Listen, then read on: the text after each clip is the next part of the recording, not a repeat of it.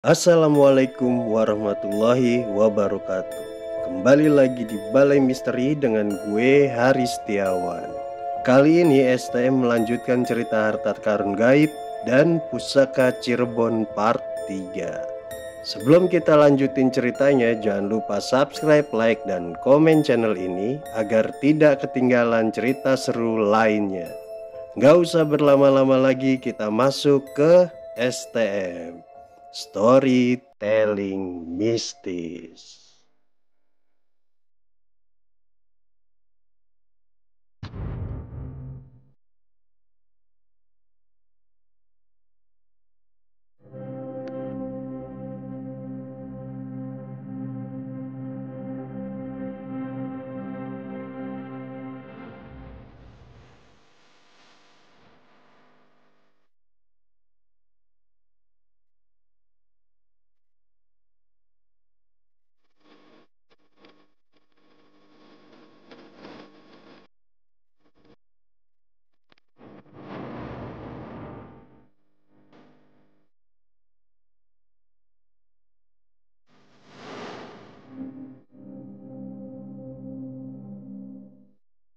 Kita kembali ke sudut pandang Iis, Firman, Yoga, dan Empin. Empin yang posisi di dalam lingkaran ular tersebut, tubuhnya merasakan bersentuhan dengan badan ular penjaga harta karun. Sampai akhirnya penjaga kodam yang berada di dalam badannya Empin bereaksi. Kodam dalam tubuhnya Empin keluar dari tubuhnya, meloncat ke arah kepala ular tersebut. Dengan cakar yang tajam, dia membuat goresan cukup dalam di wajah ular tersebut, sehingga membuat ular itu memundurkan kepalanya. Karena gerakan ular itu mulai tidak stabil, badan Yoga dan Firman merasakan benturan dari badan ular tersebut, sehingga membuat para penjaga kodam dari mereka bereaksi keluar dari badannya masing-masing. Dan akhirnya kodamnya Yoga yang berbentuk sama dengan Empin, hanya dibedakan warnanya saja, bergabung di posisi menyerang. Di sini Empin memiliki kodam macan putih yang berasal dari keturunan yang berdarah Jawa Tengah, Gunung Kidul, dan Yoga memiliki kodam macan hitam yang berasal dari Kerajaan Sunda.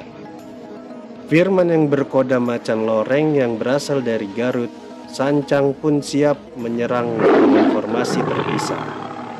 Sementara itu Iis masih belum bereaksi dan ular penjaga harta karun itu mulai ingin menyerang ketiga kodam dari 3 orang itu. Tapi sebelum siluman ular menyerang kodam 3 orang tersebut, ada 2 orang loncat menyerang ekor ular tersebut. Sayangnya, brak! Sebelum 2 orang itu sampai pada ekor ular tersebut, mereka dihempaskan oleh ekor ular tersebut sampai terpental 3 meter. Kali ini Buluk dan Mas Bro yang raganya dikuasai oleh kodamnya tergeletak karena sabetan buntut ular itu. Tapi seperti menyadari keterbatasan geraknya, kodam itu keluar dari raganya Buluk dan Mas Bro, mulai siap menyerang kembali. Menyadari itu, ular tersebut mulai berwaspada akan serangan yang akan datang dari kodam macan mereka masing-masing. Macan-macan gaib seukuran mobil carry itu menyerang kepala ular itu.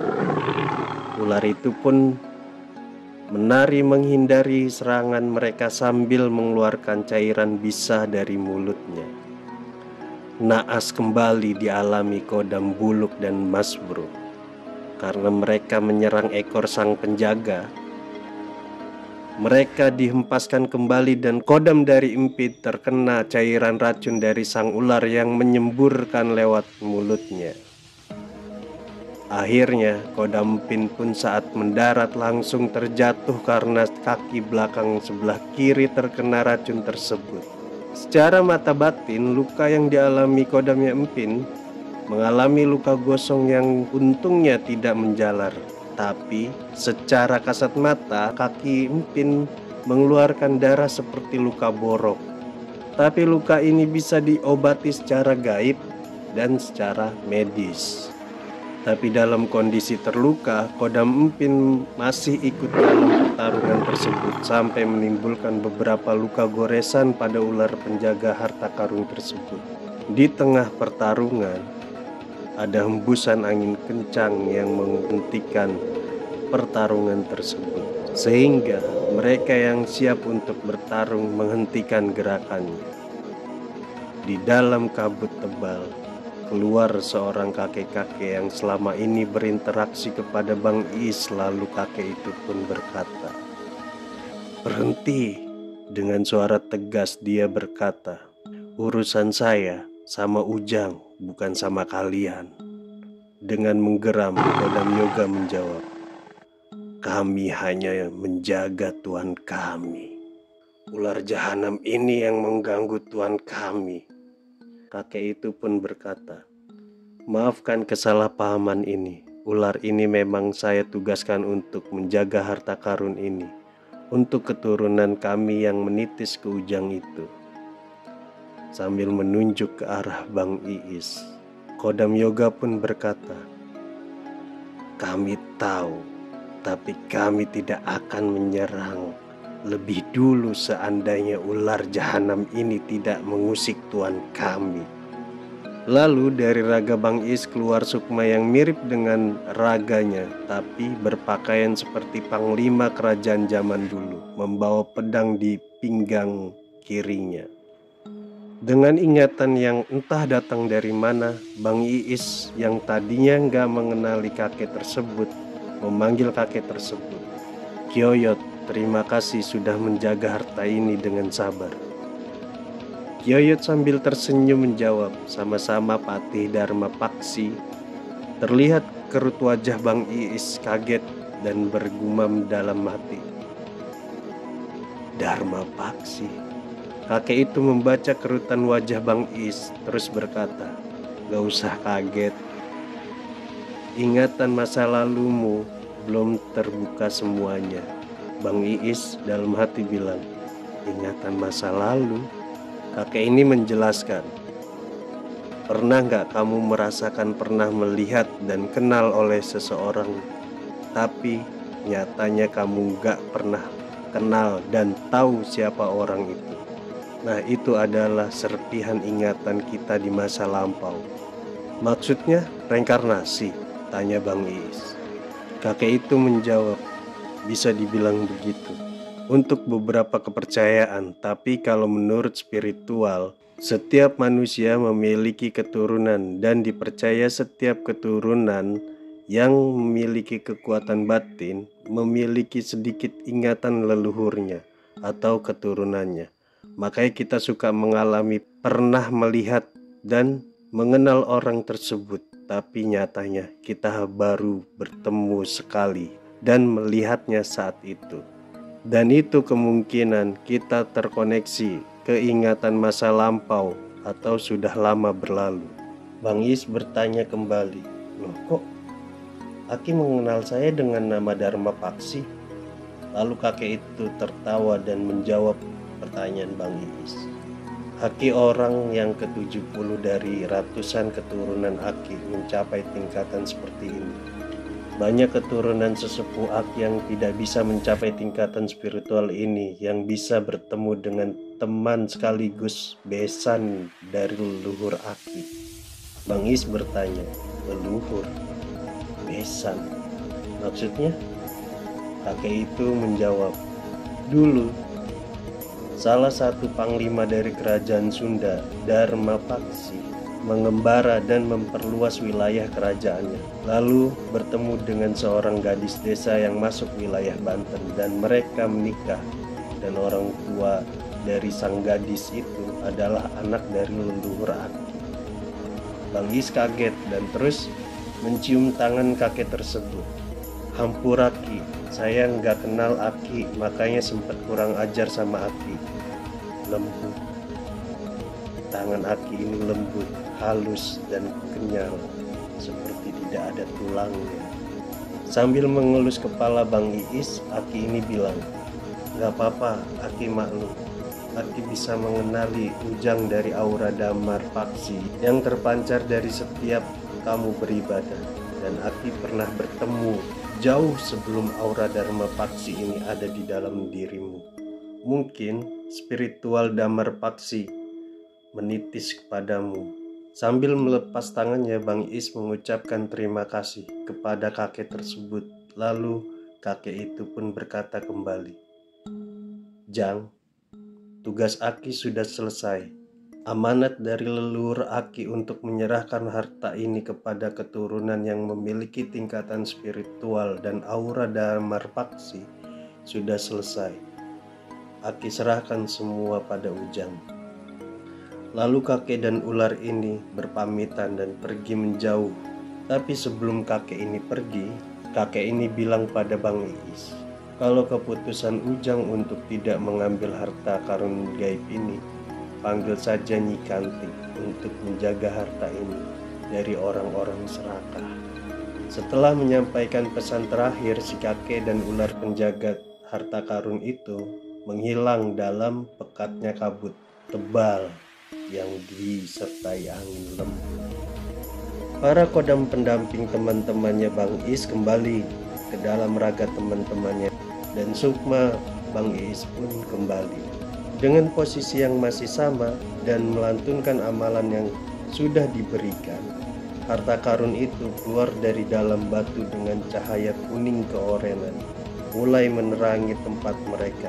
Karena masih berbentuk gaib, mereka harus menjalani proses pengujudan yang nyata. Berjalanlah proses pengujudan barang gaib dengan amalan tertentu. Saat proses ini dilakukan, Abi, gurunya Bang Iis, merasakan dua energi. Yang satu beliau kenal dengan baik, dan yang satu lagi samar beliau kenal tapi lupa pemilik energinya. Tiba-tiba ada dua orang yang berdiri di tengah empat orang itu, dan salah satu dari dua orang itu membawa kain putih yang penuh dengan rajahan. Dan dua orang ini datang dalam bentuk sukma, atau bisa disebut rogo sukmo. Dalam ilmu spiritual, rogo sukmo ini terdapat beberapa tingkatan. Tingkatan pertama semua orang pasti pernah merasakannya.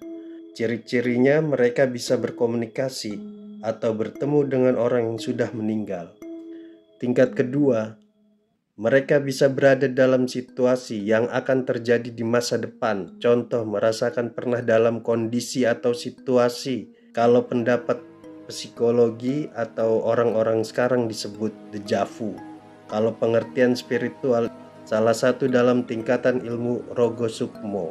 Tingkatan ketiga, kita bisa mengontrol keluar masuknya sukma kita dalam keadaan sadar, tapi hanya bisa melihat, tidak bisa berbuat apa-apa. Tingkatan keempat sama dengan tingkatan ketiga, tapi kita bisa bersentuhan di alam gaib dan bisa berinteraksi. Tingkatan kelima, sukma kita bisa berada di tempat lain dengan waktu bersamaan, dengan tempat yang berbeda. Contoh, raga kita di rumah sedangkan sukma kita di tempat lain. Dan orang lain yang mengenali kita melihat diri kita di tempat lain dengan nyata. Tingkat keenam, sukma kita bisa bertualang ke berbagai zaman dengan kehendak sendiri atau dituntun. Kalau zaman sekarang dibilang mati suri. Dan dua orang ini dalam bentuk tingkatan keempat. Dari mereka bisa interaksi dan melakukan hal yang mereka inginkan dalam kesadaran penuh. Pras, cepat ambil, bungkus dengan kain itu. Setelah kain itu menyentuh peti harta karun tersebut, Pras terpental 1 meter dari peti tersebut. Brak! Lalu gurunya Bang Iis yang membuat Pras terpental dengan tendangannya menanyakan maksud kedatangannya. Dan satu orang yang tidak bisa kita sebut namanya mengeluarkan pedang gaib bercahaya biru dan siap menyerang Abi. Dengan sigap Abi pun mengeluarkan pedang kembar gaibnya. Dan dengan bergantian dua orang itu menyerang Abi. Dengan kelincahan yang tersisa, beliau terpojok. Dengan aura kuat untuk melukai Abi, orang yang memegang pedang bercahaya biru mengayunkan ke arah Abi. Terjadilah kilatan kuning yang ternyata pedang biru itu tertahan dan beradu dengan pedang yang berwarna hijau milik Yoga anak dari Abi. Bajingan, teriak Yoga, lalu menyerang pemegang pedang biru tersebut. Lalu Abi berdiri lagi dan menyerang Pras. Di tengah pertarungan yang sangat sengit itu, tiba-tiba ada gada besar menghantam arena pertarungan, sehingga membuat mereka loncat menjauhi area tersebut. Tapi tidak merubah posisi 4 orang yang masih duduk bersila di dekat batu tersebut. Di tempat itu terlihat seorang sosok berbaju merah berudeng-udeng dan bersorban merah berdiri dengan gada yang besarnya melebihi ukuran badannya. Dengan satu tangan kirinya beliau memanggul gada itu. Dengan bentuk sukmanya beliau semakin memancarkan energi spiritual yang besar, sehingga merasakan rasa terintimidasi sekaligus rasa hormat yang besar. Beliau adalah guru besar sekaligus pendiri dari pengajian kebatinan. Sini semua. Dengan rasa hormat Abi, Pras, Yoga, dan temannya Pras berdiri di depan beliau. Bang Iis, Empin, Firman, Buluk, dan Mas Bro tidak luput dari absen sang guru besar. Setelah semuanya berkumpul, dengan nada membentak, "Kalian belajar ilmu ini bukan untuk mendapatkan atau mencari harta karun gaib. Saya tahu ini jatahnya Iis. Kalian harusnya membantu, bukan malah merebutkan." Sambil memandang wajah Pras dan satu teman yang ternyata masih satu tempat perguruan pengajian, Pras dan temannya semakin menundukkan kepalanya, mengakui atas kesalahannya. Lalu guru besar bertanya sekaligus flashback, "Abi, dulu pernah saya tawarkan harta karun." "Iya, Bah," jawab Abi. "Dengan imbalan keturunan kamu sebagai gantinya kan?" tanya sang guru. Terlarut dengan ingatannya, Abi pun tak sanggup untuk menjawab. "Harta karun ini biarkan di sini. Biarkan jadi rahasia terpendam. Gak baik manusia mengharapkan kekayaan dari harta karun. Harta warisan aja bisa menghancurkan hidup kita, walaupun itu hak kita. Bisa memicu pertengkaran antar keluarga. Apalagi harta karun, mungkin bisa memakan nyawa keturunan kita." Tanpa basa-basi, peti harta karun itu dihantam gada besar yang masih dipegang, dan peti tersebut hilang dari pandangan, masuk ke dalam tanah itu lagi. Pernah ada kejadian di tahun 2000-an. Ada satu kuli bangunan dari Sukabumi. Saat itu beliau kerja untuk renovasi di suatu tempat di dalam Istana Negara Bogor. Di jam 12 siang, saatnya istirahat, beliau masih bekerja karena berpikiran kerjanya tanggung. Saat yang lain istirahat, beliau masih menggali di sisa benteng pengawasan bekas Belanda. Saat menggali, cangkulnya kena sesuatu papan dan lihat kotak. Awalnya beliau berpikir mungkin ini sisa amunisi senjata. Tapi sebelum beliau mengabarkan hal itu kepada teman-temannya, beliau mengecek. Saat beliau buka, ternyata di dalamnya terdapat emas peninggalan kerajaan. Dan akhirnya diurungkan untuk memberitahu ke teman-teman. Lalu harta karun itu ditimbun kembali dan dia bergabung istirahat oleh teman-temannya. Di sore harinya setelah bekerja, beliau bersih-bersih diri dan izin kepada teman-temannya untuk pamit pulang dulu ke Sukabumi. Sebenarnya di situ sudah disiapkan mes untuk para pekerja, tapi karena beliau merasakan badannya kurang fit, jadi beliau tuh pulang untuk istirahat di rumahnya. Sesudah izin pamit, beliau hanya membawa tasnya saja dan beberapa baju. Sedangkan baju-baju yang sisanya itu ditinggal. Dan beliau pergi ke bangunan bekas Belanda tersebut dan mengambil harta karunnya. Sesampainya di Sukabumi, beliau menunjukkan harta tersebut oleh istrinya. Dengan 1000 pertanyaan istrinya, beliau menceritakan semua dan berniat untuk menjual ke pasar di besok hari. Di besok harinya, suami istri ini menawarkan emas-emasnya. Tapi setiap toko emas yang mereka datangi, pasti ada pengecekan kadar emas. Betapa kagetnya, setiap toko yang mereka datangi menolak emas-emas tersebut dengan keterangan itu bukan emas, tapi kuningan sari. Dengan membawa rasa kecewa, sang suami istri ini pulang dan masih nggak percaya. Sampai akhirnya mereka berencana untuk mencoba lagi ke pasar lain. Di malam harinya sang suami bermimpi didatangi orang tinggi besar berpakaian kerajaan, menarik tangannya masuk ke dalam sebuah kerajaan. Menurut keterangan keluarga yang didapatkan dari orang spiritual di daerah situ, mereka memasuki kerajaan gaib yang diselimuti perak dan ornamen-ornamen khas kerajaan Sunda. Di sana beliau melihat banyak makhluk yang umum biasa dilihat, tapi ada juga puluhan macan yang berukuran besar dan ada makhluk seperti kera berbulu lebih tebal. Apa itu yang dimaksud manusia yaksa? Manusia yaksa dalam kesastraan Hindu, Jaina, dan Buddha, yaksa disifatkan sebagai peri penunggu hutan atau gunung, tetapi dapat pula disifatkan sebagai butalakala, dedemit alam liar yang suka menghadang dan memangsa manusia yang kebetulan lewat, mirip dengan raksasa. Di hari kedua, matahari mulai naik ke peraduan, tapi sang suami tidak kunjung bangun. Dengan kepanikan yang mendalam dan pertanyaan yang membungkus jiwa, sang istri menghubungi keluarga dan tetangga terdekat untuk melakukan pertolongan pertama.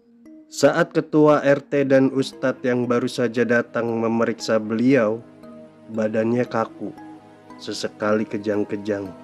Sang ustadz memberi kesimpulan bahwa sukma beliau telah diambil alam gaib. 1 jam di dunia nyata, 1 hari di dalam alam gaib. Sang istri belum sadar kalau harta karun penyebabnya. Sampai pada akhirnya beliau meregang nyawa. Kekayaan yang diperoleh secara gaib atau bersekutu dengan hal gaib gak ada yang gratis. Pasti ada syarat dan ketentuan. Jadi buang jauh-jauh mengharapkan kaya dari hal gaib. Setelah harta karun itu terpendam kembali, sang guru besar meminta Bang Iis untuk memanggil siluman ular yang menjaga harta karun itu. Semua kembali ke raganya masing-masing dan bersiap-siap untuk pulang. Sudah selesai? Belum. Saat itu mereka ingin kembali ke tempat kendaraan yang diparkir. Mereka dihadang wanita cantik berkebaya merah. Ada-ada aja. Helahan nafas Yoga terdengar. Ada apaan gak? Ujar Bang Iis. Itu Is, ada yang mau kenalan, firman sambil memonyongkan bibirnya. Kalian hebat, aku suka manusia sakti. Setelah tertawa kecil, wanita itu menawarkan perjanjian. Aku kasih kalian ilmu pelet untuk membantu orang-orang yang menginginkan pemikat tingkat tinggi. Tapi setiap orang yang meminta tolong nantinya akan menjadi tumbalku. Najis, gak sudi kami bekerja sama dengan makhluk model kalian. Dengan cepat selendang wanita itu mencekik leher Empin. Yoga mulai membacakan amalan untuk mengeluarkan pedang gaibnya dan memotong selendang itu. Wanita berkebaya itu marah dan memanggil pasukannya. Astagfirullahaladzim, apaan itu? Semua kaget melihat pasukan wanita itu. Gimana mereka tidak kaget? Bentuk pasukan wanita itu tidak normal. Ada wanita yang berjidat lebar, berdagu panjang. Ada juga yang berpayudara besar dan bergelambir. Tidak hanya wanita, ada juga laki-laki yang tinggi kurus. Tapi mereka punya satu ciri yang sama, mulutnya lebar. Kok pada gitu tampilannya? Tanya Bang Iis tanpa ditujukan pada siapapun. Abi menjawab, itu tumbalnya, dijadikan anak buah untuk menambah kekuatannya. Oh, itu tumbal yang pakai susuk dari kekuatan wanita itu, ujar Firman. Empin teriak, makin najis, kami kerjasama dengan kalian. Gak lama Empin terbatuk karena masih terasa sakit di tenggorokannya. Semakin murkalah sang wanita berkebaya merah itu. Sambil melayang dan mundur, wanita itu mengibaskan selendangnya, seakan itu isyarat untuk mengizinkan anak buahnya menyerang. Teman-teman Bang Iis pun tidak tinggal diam. Mereka pun membacakan amalan untuk memanggil kodam penjaga masing-masing. Dari Maung Bodas, Panglima Kumbang dan Macan Loreng siap bertempur. Auman Maung Bodas yang mengintimidasi, kecepatan Panglima Kumbang dan kelincahan Macan Loreng bersinergi dalam pertarungan. Gigitan dan cakaran terjadi di pertempuran.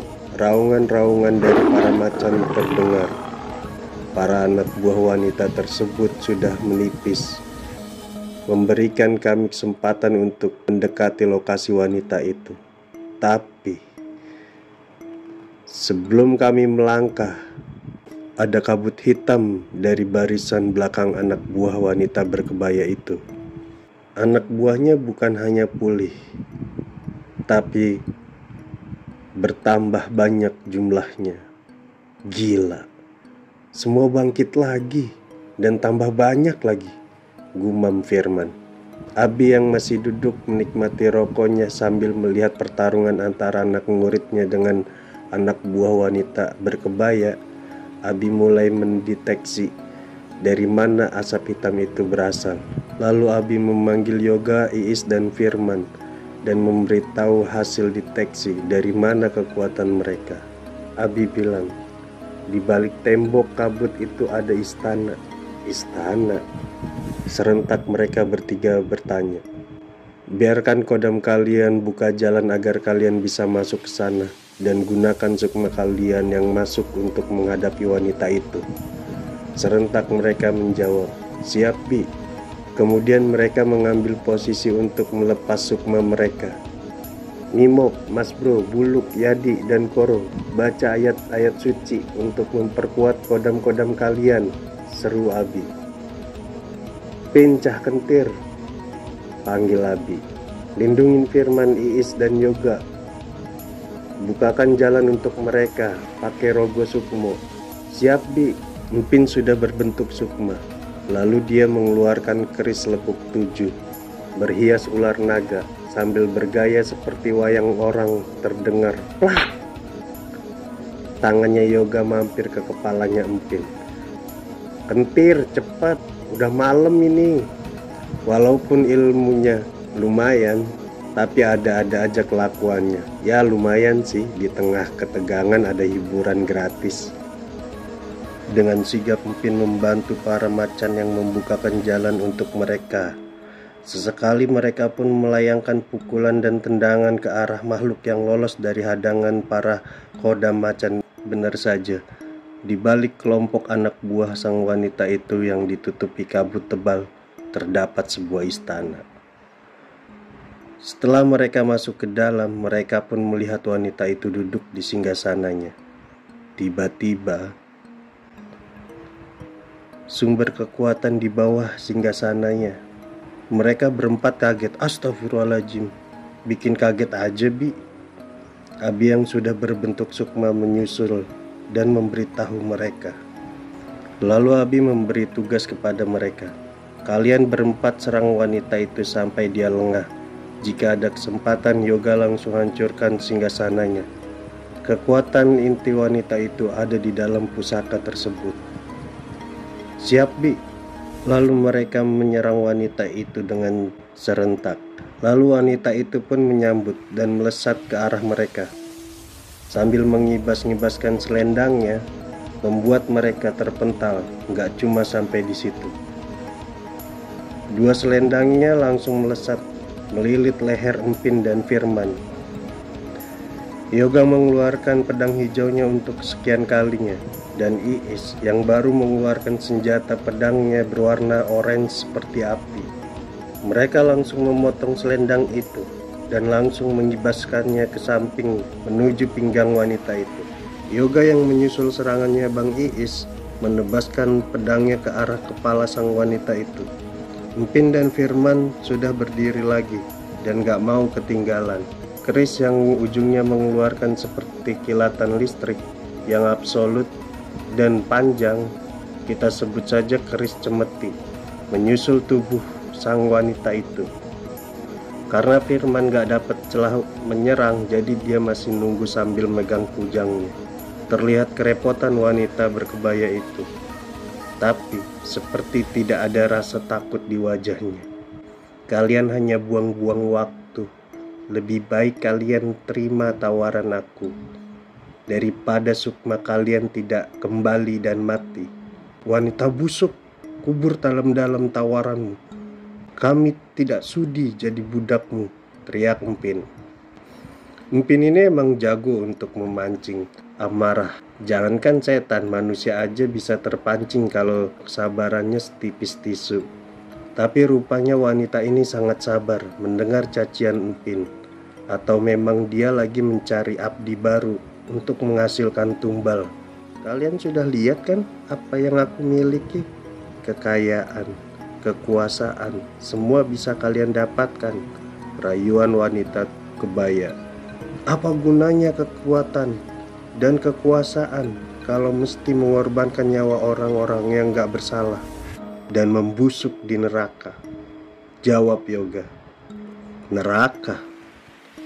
Dunia kalian juga neraka kan? Kalian hidup dengan kesengsaraan, kesusahan, dan kekejaman para manusia lainnya.